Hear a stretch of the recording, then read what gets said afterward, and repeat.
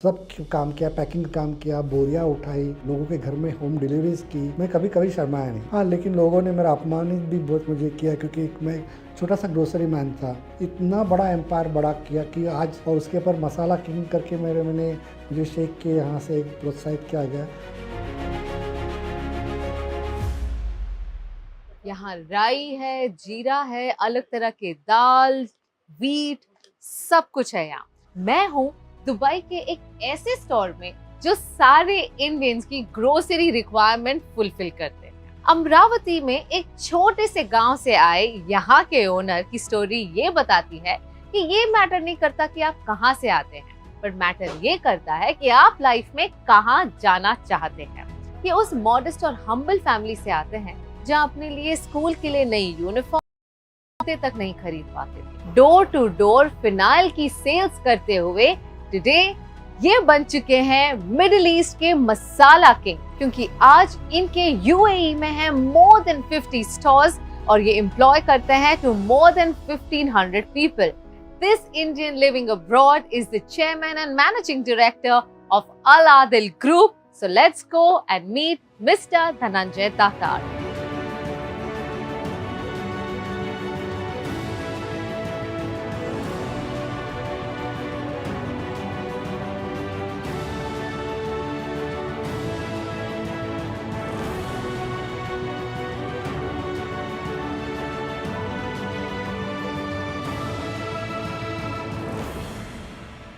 अल Adil Dubai के रहने वालों के लिए ये एक आम सुपरमार्केट होगा, पर यहाँ के रहने वाले इंडियंस के लिए ये सपनों की दुनिया से कम नहीं। और हो भी क्यों ना, यहाँ आपको हर तरह का इंडियन ग्रोसरी आइटम मिलेगा। चेवड़े से लेकर खींचा पापड़ तक, दाल से लेकर चक्की में पीसे हुए आटे तक।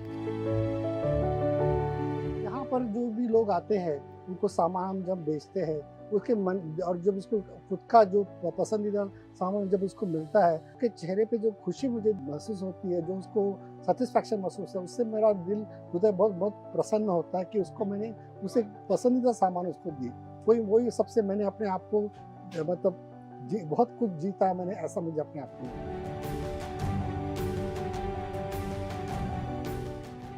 It's so amazing. ये है फिल्टर कॉफी।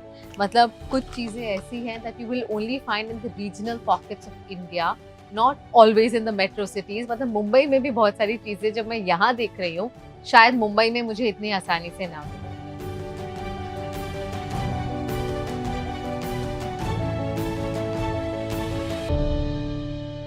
इंडियन स्टोर जो शुरू किया एक इंडियन एंटरप्रेन्योर ने, तो इसका नाम अल आदिल क्यों?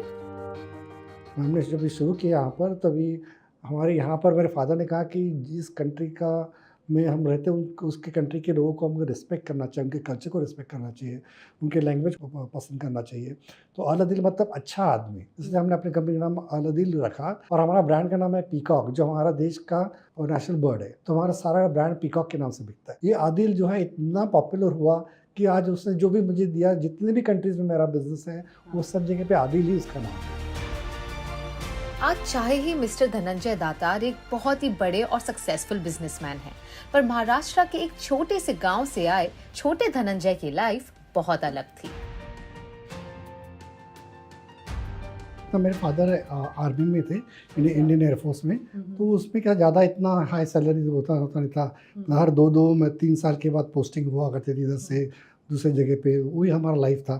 तो घर था वो 2 या 3 साल के लिए हमेशा होता था। और उस ज़माने में वॉर टाइम था, टोटल 3 वॉर हमने देखे हुए हैं। तो लोअर मिडिल क्लास के हम लोग थे, अमरावती के वहाँ के रहने वाले। कारंजा लाड़ करके जगह है वहाँ पर, अकोला के पास है। तो वहीं पर हमने पढ़ाई की, क्योंकि मेरे फादर एयरफोर्स में थे, तो उनका हमेशा पोस्टिंग होती थी। तो मैंने अपने ग्रैंड मदर के पास अपनी पढ़ाई की। क्या होता कि लोग, घर के लोग डरते हैं, फादर अभी इसमें गए, कभी घर पे बॉम्ब बीम गिरेगा, रोज़ रोज़ वॉर होने से अच्छा हो। तो ऐसा आदमी को लगने लगता है ना कि आज नहीं तो कल तो मरना ही है। तो फिर एकदम बिंदास हो जाता है। तो आप अपनी ग्रैंड मदर के साथ रहा करते थे और स्कूलिंग वगैरह आपने अमरावती में ही की? हाँ, मैंने स्कूलिंग वहीं की हुई है। मेरे पास एक ही यूनिफॉर्म था। मुझे बताने में कोई शर्म नहीं लगती है कि एक ही था, और उसी में हम रहते थे, क्योंकि एयरफोर्स में सैलरी उतनी मिलती थी। और बाद में स्कूल में जाने के लिए कोई अम्ब्रेला बारिश में नहीं होता था, मतलब गोनी को अपने आप पे डाल के लेके जाया करते थे और पाँव में चप्पल नहीं हुआ करती थी। कभी कभी पाँव में कांटा होता था तो उस टाइम कुछ बटन नहीं होता तो एक सेफ्टी पिन होती थी, उस सेफ्टी पिन से वो कांटा निकालने का काम वो ज़रूर करती थी। और बाद में एक स्लेट और जो होता है उसी के ऊपर हमने वो लिख के वो स्कूल में लेके जाते थे। कभी कभी वो पूछ जाया करता था तो वो गुरुजी बहुत मारा करते थे, मतलब कि उस पर क्यों वो बुझ गया करके। तो मतलब इतना टफ टाइम था कि खाने के लिए क्या कि दोपहर में दाल और रोटी होती थी, सादा तूर की दाल होती थी, उसको कोई मतलब क्या बोलते हैं उसको फोड़नी, उसमें तड़का नहीं लगा रहता था, सादी दाल होती थी। तो उसी में हम हमारे लिए वो पकवान हुआ करता था। बाद में रात को दही होता था, उसमें शुगर नहीं होती थी, तो मैं अपनी मदर को, अपनी ग्रैंड मदर को बोलता था कि इसमें शुगर नहीं है, तो ग्रैंड मदर बोलती थी कि बेटा उसमें शुगर है, ऐसे ऐसे समझ के खाओ और तुम्हें अच्छा लगेगा करके। तो मैं वही हम खा के मैंने अपनी ज़िंदगी के 3 साल ऐसे निकाले मैंने। पढ़ाई में बहुत ही वीक था मैं। एसएससी में मैथमेटिक्स में 5 बार फेल हुआ। मार्च का एग्ज़ाम में बैठा तो फेल हुआ, तो अक्टूबर में बैठा तो एक ही मेरा सभी पास हो गया था। खाली मैथमेटिक्स ही है कि जो मेरा सबसे वीक था। और मैंने बिज़नेस शुरू किया तो मैथमेटिक्स में आज भी मैं 2 बार कैलकुलेशन करता हूँ कि अगर समझो मेरे से कोई मिस्टेक तो नहीं हो गई, लेकिन वो मेरे लिए फ़ायदा बन ठहरा कि आदमी को एजुकेशन में भले उसको बहुत से मैथमेटिक्स के ये होते फार्मूलाज होते होंगे, लेकिन जो एक्चुअल फार्मूला होता है वो प्लस माइनस मल्टीप्लाई डिवाइड यही ज़्यादा काम करता है और परसेंटेज काम करता है। तो उसके बाद फिर मैंने दुबई में आने के बाद अपना एजुकेशन पूरा किया। ड्रॉप बिजनेस एडमिनिस्ट्रेशन का डिग्री ली मैंने, 97% मार्क्स मिले थे। ओह वाह! और ये आपने कौन सी एज में आकर किया यहाँ? यहाँ पर मैं आने के बाद 35 की एज में पूरा किया। 35 की एज में आपने अपनी पढ़ाई खत्म की, और दैट्स इंटरेस्टिंग। मैथ्स में चाहे धनंजय कमजोर थे, पर सपने देखने में बिल्कुल भी नहीं। दुबई में सेटल होने का सपना उनका छोटी उम्र से ही था। मैंने अपना पासपोर्ट 16 साल की उम्र में निकाला। मुझे भी दुबई जाना था कि मेरे फादर दुबई आ चुके थे, और वहाँ से जब मैं देखता था कि लोग दुबई में आते, जाने के बाद एकदम सीधे साधे सिंपल होते थे, और जब आता थे 2 साल के बाद एकदम जीन्स पैंट होता था, टी शर्ट होता था, गोल्डन चेन होती थी, अंगूठी होती थी उसके हाथ में, और ब्रूट का परफ्यूम लगाया रहा हुआ रहता था। तो मैं सोचता था जो भी आदमी गरीब जाता है और अमीर बन के आता है तो ज़रूर बहुत पैसा होता होगा। तो मुझे भी दुबई जाना था, तो मैंने 16 साल की उम्र में मैंने अपना पासपोर्ट निकाला और मैं 20 साल की उम्र में ही दुबई में आया। जब तक दुबई का सपना पूरा होता, mister Dhananjay started earning by doing door-to-door sales of phenyl bottles.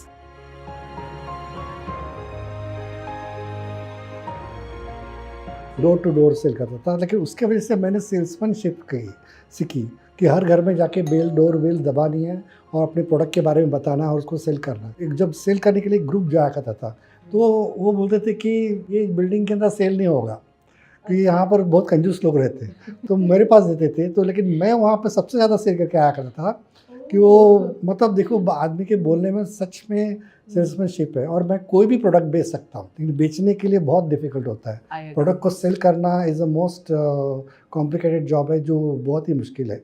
किसी को आदमी को हर बेल बजा के उसको प्रोडक्ट के बारे में बताना है, उसको समझाना है, उसको सेल करना है। तो हमें अपने मसालों के अंदर सबसे उसको प्रोडक्ट को अच्छे हाई क्वालिटी का बना के उसको अच्छे प्रॉफिट मार्जिन में बेचना, यही मेरा लक्ष्य था। और उसी में मैं बराबर पास हुआ, क्योंकि मेरा जो बेस है वो सेल्समैनशिप में हो, फिनाइल बेच के मैं अपना नॉलेज लिया। What do you think कि सबसे ज़्यादा क्या क्वालिटी चाहिए एक सेल्समैन को, एक कोई भी चीज़ बेचना? जैसे आपने बताया कितना मुश्किल होता है। एक सेल्समैन को जब तक अपना प्रोडक्ट तुम बेच नहीं जाते हो तब तो उसके पीछे रहना है आपको, उसको बार बार जाके फॉलो करना है और उसके पीछे लग के और उसको प्रोडक्ट को समझाना है। ये नहीं कि उसको आज बेच के ख़त्म करना, ये नहीं है, उसको आगे भी हमें बेचना है। उसको लॉन्ग टर्म के लिए हम ये बनाना है कि हमारे पास आज भी जो भी कस्टमर है वो 40 साल पुराने हमारे पास कस्टमर है, कि आज भी वो हमारा प्रोडक्ट ले करते हैं और बहुत कॉन्फिडेंस से बाय करते हैं। तो हमें लॉन्ग टर्म के लिए सोचना है, शॉर्ट टर्म के लिए नहीं कि हम उसको एक बार उसके गले में मार दिया और उसको प्रोडक्ट के लिए बेच के उसी वक्त होके, वो नहीं सोचना है, लॉन्ग टर्म के लिए सोचना है, तब आप सक्सेस होगे। क्योंकि बॉटल पे मुझे कमीशन मिलता था जो 10% कमीशन हुआ करता था, तो उतना मैं जो लड़कियां वहाँ पर बेचा करती थी, जो अपने आप को सबसे अच्छी माहिर सेल्स में, वो उससे भी ज़्यादा सेल करके आता था। लेकिन मुझे वो इतनी खुशी होती थी कि मैं सबका मैंने रिकॉर्ड रोज़ का ब्रेक करता हूँ। फिर उसके बाद उसका फ़ायदा मुझे दुबई में आने के बाद बहुत हुआ। नौकरी पेशा फैमिली से आए एक बिजनेस शुरू करना सिर्फ एक सपने सा ही लगता है, बट नॉट फॉर मिस्टर दातार। कि देखो हम लोग महाराष्ट्रियंस ब्राह्मण्स हैं। हम लोग एकदम टिपिकल लोग होते हैं कि भाई नौकरी करनी है, बिजनेस नहीं करना है। हमारे मतलब हम लोग को महाराष्ट्रियन लोग बिजनेस में ही ऐसे हम लोग सोचते हैं। तो लेकिन हमने वैसा नहीं किया। मेरे फादर ने आके पहले जॉब की यहाँ पर, तो जॉब करने के बाद 5 साल के बाद जब उनका कॉन्ट्रैक्ट पूरा हुआ तो उन्होंने बोला कुछ तो भी शुरू करते। तो हमने एक छोटा सा ग्रोसरी स्टोर शुरू किया। तो उन्होंने मुझे फ़ोन करके बुलाया कि तुम आओगे क्या करके, तो जो वो काम बोलेगे वो काम करना पड़ेगा। तो फिर मैं 20 साल की उम्र में यहाँ पर आया और मैं 50 किलो की बोरी उठाया करता था। तब मेरा वेट खाली 47 किलो हुआ करता था, इतना पतला हुआ करता था मैं।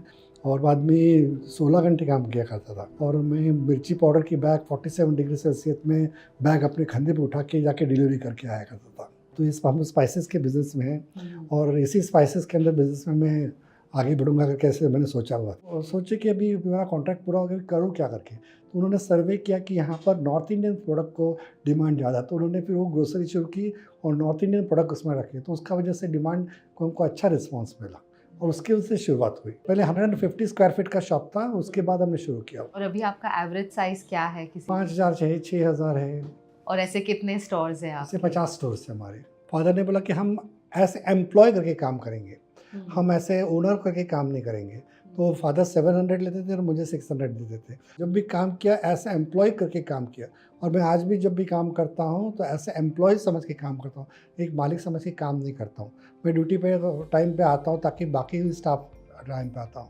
और स्टाफ जब जाता है उनके बाद फिर मैं जाता हूँ, तो फिर उसके बाद उनको लगता है कि नहीं, अपना मालिक भी अपने लिए पहले आता है और बाद में लेट जाता है, ताकि वो उनको भी वो एक डिसिप्लिन है मिलता है कि नहीं, अपन मालिक से पहले कैसे जाएगा। मिस्टर दातार और उनके पिताजी ने दुबई की सबसे पहली किराने की दुकान शुरू की बर दुबई में। इंडियन मार्केट में यहाँ पर मोस्टली पूरे केरलाइट हुआ करते थे और वहाँ पर नॉर्थ इंडियन प्रोडक्ट नहीं मिलता था, जैसे पंजाबी, गुजराती, सिंधी, मारवाड़ी वगैरह जो प्रोडक्ट है नहीं मिला करते थे। तो उनको केरला वालों को जाके अगर प्रोडक्ट बता तो उनको समझ में नहीं आता था। मैंने उस आइटम में मैंने ध्यान दिया, वो प्रोडक्ट मैंने मंगाना शुरू किया। और मैंने शुरू किया कि उसे गांव के कोई मांगता था मुझे कि मेरे गांव में यार ये अचार मिलता है, तो वो मुझे मंगा के दो। मैं उसके गांव से जब वो चीज़ मंगा के देता था तो उसको एक अपना सा फीलिंग होता था। उसके बाद वो उसका मैंने दिल जीते लोगों के। और आज भी अपनी सक्सेस का श्रेय वो यहाँ के रहने वाले सिंधीज को देते हैं। यहाँ पर बर दुबई करके है जो वहाँ पर हमने शुरू किया और यहाँ पर पूरे सिंधी लोग रहा करते हैं। सिंधी से पैसे कमाना बहुत मुश्किल है ऐसे लोग बोलते हैं, लेकिन मैंने उसी में मैं सक्सेस हुआ। मैंने जो ज़्यादातर हमारे दुकान में सामान लेने वाली औरतें आया करती थी और सिंधी औरत से पैसे कमाना बहुत मुश्किल है, लेकिन उनको बराबर प्रोडक्ट, मैंने सेल्समैनशिप मेरे में थी, वो प्रोडक्ट मीठा, मेरा बोलने में बहुत मीठापन था और वो मैं बराबर प्रोडक्ट बेच के वो आते थे तो वो कहीं नहीं जाते थे। वो आज भी मेरे दुकान में आज आके वही भाई इधर से ही मैं सामान लूँगी करके एक प्रकार का एक और एक दूसरे एक सिंधी दूसरे 10 सिंधी को तो जरूर जाके बताती बात आती है, क्योंकि सिंधियों के में मतलब पूरा एरिया सिंधी था, तो एक दूसरे के साथ तो आपस में ही उनका कंपटीशन होता है। जरा हाई फाई रहते, मैं इस दुकान से मैंने सामान खरीदा और बताते कि भाई ये देखो दुकान में ये सामान अच्छा मिलता है, ऐसे बोलते हैं गॉसिपिंग ज़्यादा होता है सिंधियों में, वो भी पता है। तो वो गॉसिपिंग में मेरा भी नाम हुआ करता था कि भाई इधर सामान अच्छा मिलता है, तू भी जाके वहाँ से लेके आके। तो उसकी वजह से मेरा प्रोडक्ट बहुत अच्छा बिकने लगा। और मेरे जो सबसे नंबर 1 है वो पंजाबीज़ ने मुझे बहुत सपोर्ट किया, सिंधी, गुजराती, महाराष्ट्रियन, बाद में यूपी, बिहार, तमिल लोग ने मुझे बहुत सपोर्ट किया। दुबई एक नया देश था आपके लिए और आपके फादर के लिए। How welcoming was the city? ये बहुत ही चैलेंजिंग था। यहाँ पर टिकना इतना आसान नहीं है। यहाँ पर मैंने देखा कि आदमी को हीरो से ज़ीरो होते देखा हुआ है और ज़ीरो से हीरो होते हुए देखा हुआ है। लोग पैसा बहुत लेके भी आते हैं और फ्लॉप होके चले जाते हैं, और जो आदमी एकदम कुछ भी नहीं लाता है और वो हीरो बन जाता है, लेकिन उसके पीछे बहुत मेहनत होती है।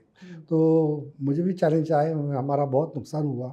हमें पता नहीं था कि होलसेल में माल बेचते वक्त कि उसको क्रेडिट पे बेचना पड़ता है। पेमेंट्स जो है 90 डेज़ 120 डेज़ के बाद आता है, तो हमारा पैसा भी डूब गया काफ़ी। तो हमने अपने माँ के गहने बेचे और वो पैसा लाया बिजनेस में। लेकिन बिजनेस करेंगे ही करेंगे और इसी में ज़िंदगी ये करेंगे, आगे दूसरा प्लान भी हमारे पास नहीं है। उसमें हमने जब माल पैसा डाला मार्केट में यहाँ पर, तो हमने वो रिकवरी भी किया हमने। उसके बाद फिर मैं सक्सेस हुआ। मैंने अपने मदर को बताया था कि मैं तभी दुबई से वापस आऊँगा कि जब मैं तुम्हारे गहने और मंगलसूत्र वापस लाऊंगा। तो 3.5 साल मैं यहाँ से नहीं गया। और लेकिन जब मेरे ऐसे से हमारा दुकान चलने लगा, तो यहाँ पर कुवैत और इराक का वॉर हुआ, तो लोग यहाँ से भागने लगे, जाने लगे कि हम लोग यहाँ नहीं रहेंगे। लेकिन हम लोग यहाँ से नहीं गए कि मेरा पता था कि मेरे मदर के गहने मुझे लेके जाने हैं, तो मैं यहाँ से खाली हाथ कैसे जाऊँगा। तो मैंने उस वक्त हमारा बिज़नेस बहुत चल पड़ा। लोग पैनिक बाइंग करने लगे और प्रोडक्ट बहुत बड़ा क्वांटिटी में बाय करने लगे, जिसमें मुझे बहुत प्रॉफिट हुआ। और मैंने अपनी माँ के गहने और उसका मंगलसूत्र जाके उसके हाथ में दिया, और तब मेरे माँ ने मेरे गालों पे से हाथ फैलाया कि बेटा किसी ने मेरे गहने ला के दो, रोने लगी। तो मैं अपनी माँ को बहुत बिलख के रोने लगा कि मैंने उसके गहने पूरे वापस लाए और मैं एक सक्सेसफुल बिजनेस बन के इंडिया में आ जाया हूँ। Starting a business is one step, but expanding it to multiple stores is a huge leap. नहीं देखो, एक शॉप में चलने से हमारे को दूसरा अबू धाबी में वहाँ के लोग बोलने लगे कि आप यहाँ पर ब्रांच खोलिए। तो मैंने वहाँ पर ब्रांच ओपन किया, तो उसका बहुत अच्छा रिस्पांस मिला। फिर लोगों ने बोला कि शारजाह में शुरू करो, तो मैं शारजाह में शुरू किया, तो वहाँ अच्छा रिस्पांस मिला। उसके बाद मैंने एक एक करके 50 हमने दुकान खोल दी। लोगों ने बोला भाई बहरीन में खोलो, ओमान में खोलो, सऊदी अरेबिया में खोलो, तो वहाँ पर भी हमने जाके खोल दिए। मैंने हमेशा अपने आप को फाइनेंशियली स्ट्रॉन्ग रखा है। मैंने छोटा छोटा सेविंग करते करते एक अच्छा पैसा जमा किया, जो हर रोज़ मैं अपने बिज़नेस से थोड़ा थोड़ा जमा करता था। उसके पीछे एक ये है कि मैं एक हमारे पड़ोस में एक रेस्टोरेंट हुआ करता, वहाँ पर मैं खाना खाने जाया करता था। तो वो था, उसके पास नीचे 2 डब्बे हुआ करते थे। उसके अंदर डब्बे में रोज़ मैं 100 का नोट डालता था, दूसरे में एक 100 का नोट डालता था। तो रोज़ वो 100 के 3,000 होते थे महीने के, और इसमें भी 3,000 होते थे। तो मैंने उसको पूछा था भाई ये क्या करता है करके, तो उसने बोला ये 3,000 मेरा प्रॉफिट है और 3,000 में अपना स्टाफ का सैलरी और उसमें खर्चा वगैरह देखता हूँ। तो मतलब मैं भी कैसे करूँ, तो मैं रोज़ का मैं भी 500 रुपये निकलने लगा, तो उस महीने का हो गया 15,000, तो उसका साल का होगा 1,80,000।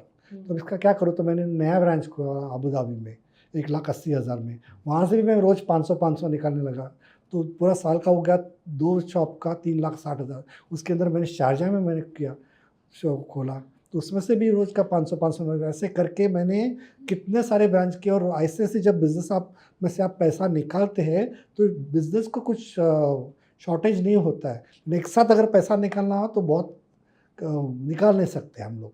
तो इसलिए ऐसे अगर हम अपने आप को रोज़ का वो विड्रॉ करते रहे, और एक जैसे बूंद बूंद से तालाब बनता है, वैसे हमने वो अपने आप को पैसा निकाल के एक साइड में रखते गया, उसका सेविंग होते गया, और वो फाइनेंशियली अपने आप को स्ट्रॉन्ग किया, ताकि हमें आगे जाना है तो हमें फाइनेंशियली हमें स्ट्रॉन्ग होना चाहिए। हमारे पास अगर कुछ सेविंग्स है, तो हमें जब भी हमेशा कॉन्फिडेंस होता है कि मैं आगे भी जब गया और मुझे कभी कोई प्रॉब्लम आए, मेरे पीछे पैसा है। क्वालिटी कंट्रोल बहुत ही इम्पोर्टेंट है, क्योंकि सबसे पहले क्वालिटी कंट्रोल जब तक नहीं है, तब तक हम आगे नहीं बढ़ सकते। और क्या है कि हमने उसके ऊपर बहुत ध्यान दिया, और कि क्वालिटी को एकदम मेंटेन रहे, और उसी की वजह से आज हमारा जो भी सक्सेस है कि कस्टमर को हमें बांध के रखना है और सालों साल उसको सर्विस देनी है, तो सालों साल हमको बिज़नेस देगा। ये हमारा विज़न है। आप देखोगे कि हमारे ये सारे इसमें नोटिस बोर्ड में मेरा ईमेल आईडी और व्हाट्सएप नंबर लिखा हुआ है। हर शॉप में आपको, हर काउंटर के ऊपर आपको नंबर मिलेगा, ताकि आप कोई भी कस्टमर मुझे व्हाट्सएप कर सकता है और मुझे ईमेल कर सकता है, अपना सजेशन दे सकता है। लेकिन मुझे ईमेल आती नहीं है, उसके लिए जो स्टाफ है वही अच्छा उसको आंसर देता है। आदमी को कंप्लेंट की वजह से वो सीखता है, कस्टमर के फीडबैक से वो सीखता है कि हमें कैसे इम्प्रूवमेंट करना है। I think this is something जो बहुत सारे एंटरप्रेन्योर्स को आपसे सीखने मिलेगा as to how we can do it. And actually as we speak I can see a board right in front of me which says for any suggestions और complaints call directly to our managing director. I don't know of too many businesses doing that. सबसे पहला मेरा गुरु थे, जिनके पास मैं super market में pricing कैसे करते हैं, उनके पास मैं सीखने जाया करता था। मैंने जब मेरे फादर ने बोला कि तुम अपने शॉप में काम करते हैं, लेकिन हमें सीखना चाहिए कि प्रोडक्ट का शेल्फिंग कैसा होता है, प्राइसिंग कैसे होता है। तो मैंने एक पर्सन थे, मैंने उनको रिक्वेस्ट किया, उनकी सुपर मार्केट थी, कि मैं आपके पास आके फ्री में काम करूँगा, लेकिन आप मुझे ये प्राइसिंग करना सब सिखाओ। तो उनके पास मैं पार्ट टाइम जाके उनके पास काम किया करता था। सारा प्रोडक्ट सब बेचते थे, वेजिटेबल बेचते थे, टिन प्रोडक्ट सब बेचते थे, लेकिन वो साथ में पोर्क भी बेचते थे। बाद में बीफ बेचते थे, मटन चिकन सब बेचते थे। तो मैंने उनको बोला भाई मैं इसको हाथ नहीं लगाऊंगा, पोर्क और बीफ को, क्योंकि ये मेरे अगेंस्ट मेरे रिलीजन है। उन्हें बोला कि देखो मैं तो जैन हूँ, मैं तो ऑनियन और गार्लिक भी नहीं खाता हूँ, ये तो हमारा बिजनेस है, किसी का फूड है, तो हमें इस काम करने में उसमें कहाँ रिलीजन है, उसमें क्या शर्म की मुझसे है। तो मैंने उस ज़िंदगी में सीखा कि कस्टमर को क्या चाहिए वो हमें देखना चाहिए। कभी ज़िंदगी में शर्माना नहीं है कोई भी काम करने में। अगर हमने किसी आदमी को, एनिमल को किल करके हम नहीं बेचते, उसका तो मीट रेडी बना हुआ जो आइस में रखा हुआ है उसको हम हाथ लगा रहे, तो हाथ लगाने से कोई आदमी बिगड़ नहीं जाता है। तो ये मैंने ज़िंदगी में सीखा, और कोई भी मैं काम करने में शर्माऊंगा नहीं। ज़िंदगी में मैंने सब भी किया, मैंने ज़िंदगी में सब काम किया, पैकिंग काम किया, बोरियाँ उठाई, मैंने लोगों के घर में होम डिलीवरीज़ की, मैं कभी कभी शर्माया नहीं।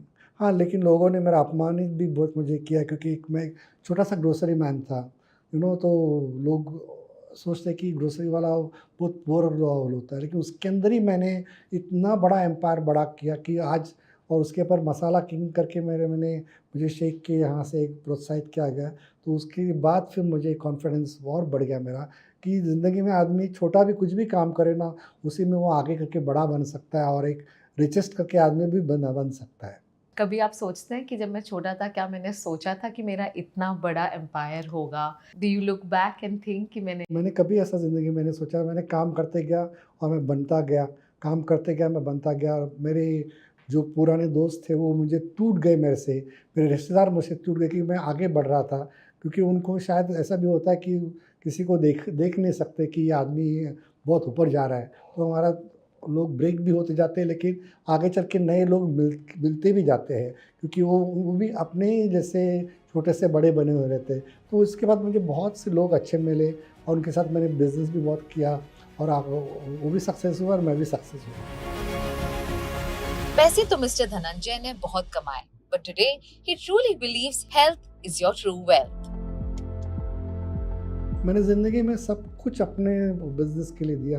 मैंने हेल्थ का बिल्कुल ध्यान नहीं रखा था, कि मैंने बहुत काम किया, 16 से 18 घंटा काम करता था। मैं कभी भी टाइम पे खाना नहीं खाता था, ब्रेकफास्ट नहीं करता था। तो उसकी वजह से मुझे हेल्थ का बहुत प्रॉब्लम हुआ। मैं सुबह में 7 बजे चलता था, कभी ब्रेकफास्ट नहीं किया। लंच भी मैं दोपहर को 3-4 बजे करता था, रात का डिनर रात को 2-3 बजे का। तो उसकी वजह से सीवियर एसिडिटी प्रॉब्लम हुई थी मुझे।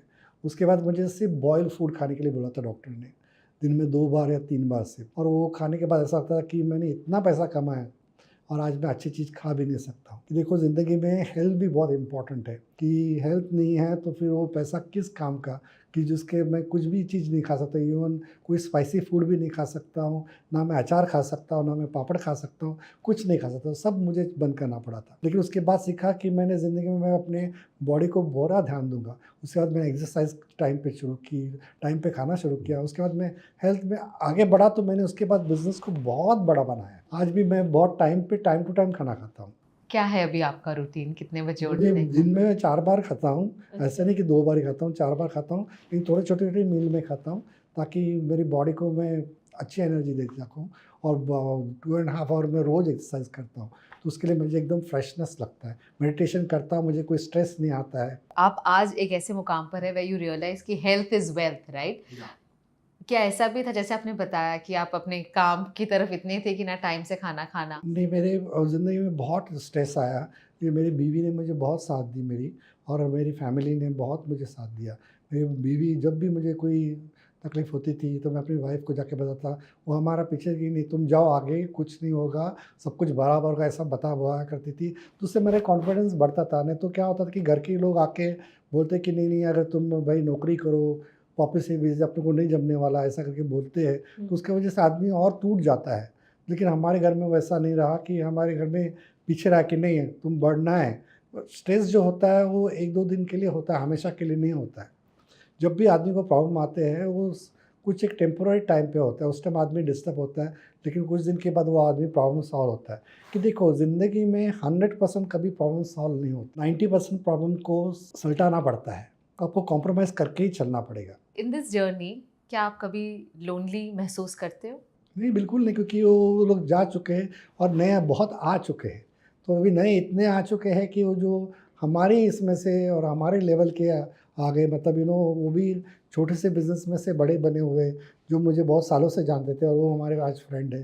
तो देखो, ज़िंदगी में पुराना जाते रहेगा और नया आता रहेगा। हमेशा आगे के बारे में सोचते, पीछे के बारे में पास करके रो के तो फ़ायदा नहीं है। एक्चुअली हम बात करते हैं अमरावती की। अमरावती से जुड़ी क्या यादें हैं आपकी और क्या अभी भी जाते हैं आप वहाँ? हाँ, मैं ज़रूर जाता हूँ, कभी-कभी 2 साल में 3 साल में वहाँ जाया करता हूँ और वहाँ पर हम मंदिर है, वो मंदिर में जाके मैं दर्शन के लिए जाता हूँ। कौन सा मंदिर है और वहाँ पर तुलजा भवानी का मंदिर मेरे मदर के नाम पे बनाया हुआ वहाँ पर है और एक गुरु मंदिर भी है, वहाँ पर भी जाया करता हूँ।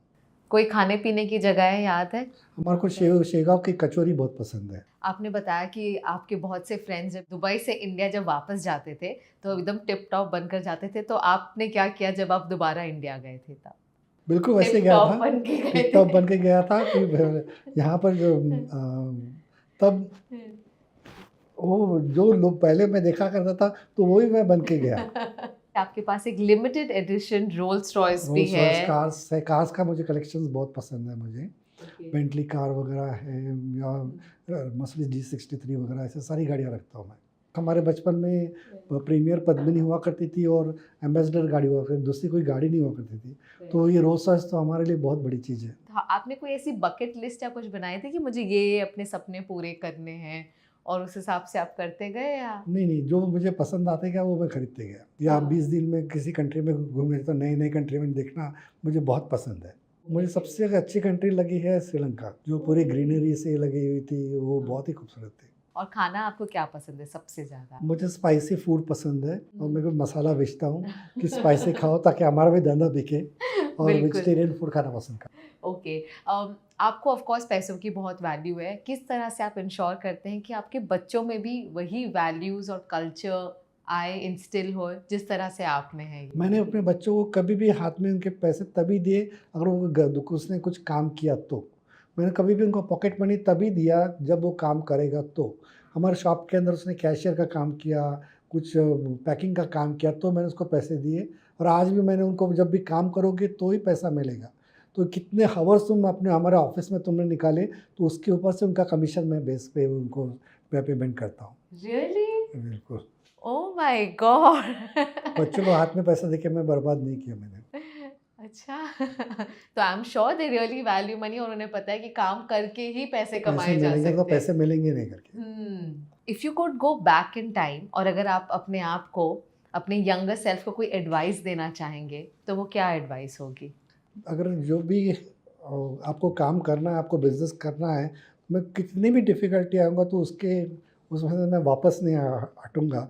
ये पहले अपने आप को दिमाग में डाल के रखो तो ही फिर बिज़नेस में करो, तो बिज़नेस में मत आओ। कोई भी डिफ़िकल्टी आएँगे तो मैं छोड़ के चला जाऊँगा, ऐसा मत करना। और दूसरी बात, आदमी के इसमें एटीट्यूड नहीं होना चाहिए, अगर वो ना उसके अंदर ईगो प्रॉब्लम होना चाहिए। तो अगर तुम्हारे में पेशेंस होना चाहिए और लोग क्या बोलते हैं, उनको क्या पसंद है वो नहीं है, वो मत देखो, आपको क्या पसंद है वो देखो।